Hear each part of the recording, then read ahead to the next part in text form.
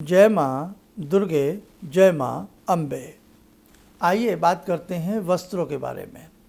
हमें किस प्रकार के वस्त्र नहीं पहनने चाहिए और किस प्रकार के वस्त्र पहनने चाहिए। इतना तो आप जानते ही हैं, कटा फटा हुआ, चीर्ण झीर्ण, चूहे द्वारा कुतरा हुआ, अग्नि द्वारा जला हुआ वस्त्र हमें कदापि नहीं पहनना चाहिए। और ख़ास तौर से मलिन वस्त्र भी नहीं पहनना चाहिए। मजबूरी है, बात अलग है, लेकिन भगवान ने बहुत अच्छे से हमें दिया है और इतना तो दिया ही है कि हम अच्छे से पहन सकें, अच्छे से हम खा सकें। तो हमें वस्त्रों का ध्यान बहुत अच्छे से रखना चाहिए। राजा की पोशाक वास्तव में राजा जैसी लगती है ना।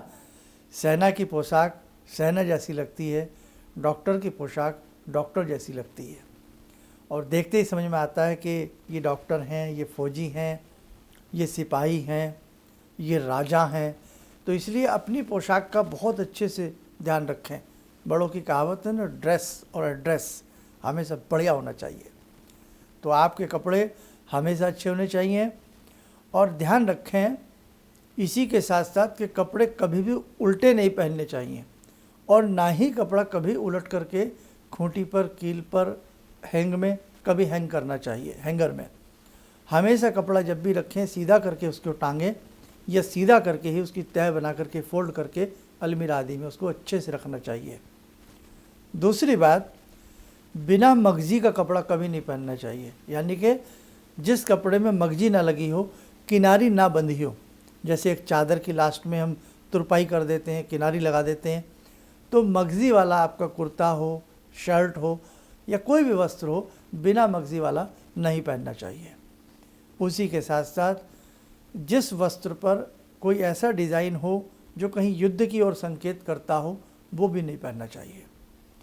तीसरी बात, जो वस्त्र किसी पक्षी या किसी पशु के बालों से युक्त हो, वो कदापि नहीं पहनना चाहिए, क्योंकि आपकी चाहत के लिए किसी पक्षी का वध हुआ है।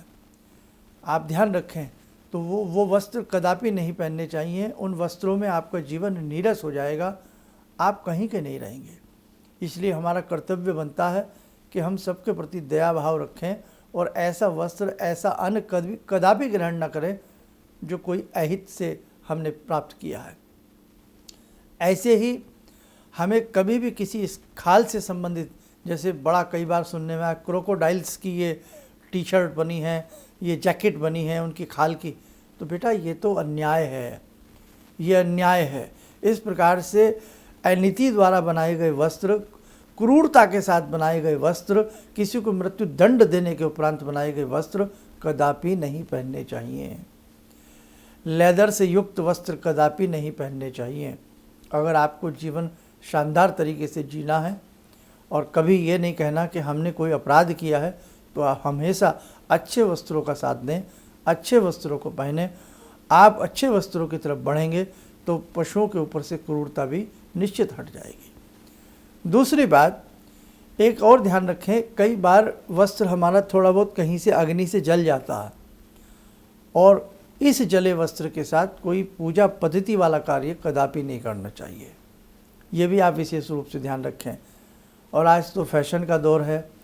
एक गरीब व्यक्ति फटे हुए कपड़ों में हमारे सामने खड़ा हो जाए, हम उसे दुत्कार देते हैं या उससे हम बात नहीं करते।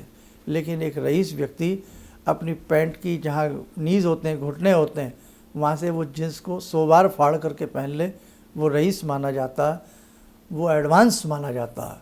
लेकिन एक निर्धन व्यक्ति जिसकी इतनी औकात ना हो, वो कमज़ोर वस्त्रों में आ जाए तो उस सभा में, उस स्थान पर उसको घुसने भी नहीं दिया जाता। वाह रे दुर्भाग्य, वाह चलन, कैसा चलन है ये, है सोचने की बात है। हम किस संस्कृति में जी रहे हैं, हम किस तरफ बढ़ रहे हैं। तो बेटा ध्यान दें कि कभी भी अपने वस्त्रों को फाड़ करके नहीं पहनना चाहिए। एक दिन वो आएगा कि हमें वस्त्र नसीब नहीं होंगे। इसलिए वस्त्रों की अपनी गरिमा होती है। राजा के वस्त्र राजकीय ठाट बाट पैदा करते हैं। तो हमेशा एक राजा की मानिंद एक अच्छे से साफ सुथरे वस्त्रों को पहनने का प्रयास करें। वस्त्र संस्कृति का भी अपना एक महत्व होता है।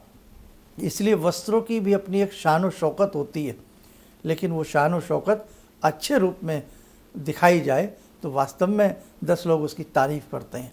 इसलिए ध्यान रखना, पूजा पाठ में भी कभी मलिन वस्त्र नहीं पहनने चाहिए।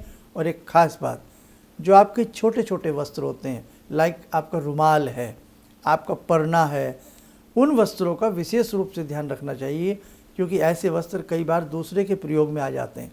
रुमाल जैसी चीज़ कोई भी यूज़ कर लेता, तो अपने ऐसे वस्त्रों को भी ढंग से संगवा करके रखना चाहिए। और मुझे कहना नहीं चाहिए, इस अंक में ये बात शोभा नहीं देती है।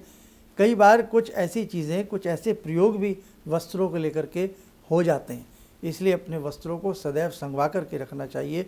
यत्र तत्र, कहीं होटल में गए हैं, कहीं भी गए हैं, उन्हें यत्र तत्र नहीं बिखेरना चाहिए।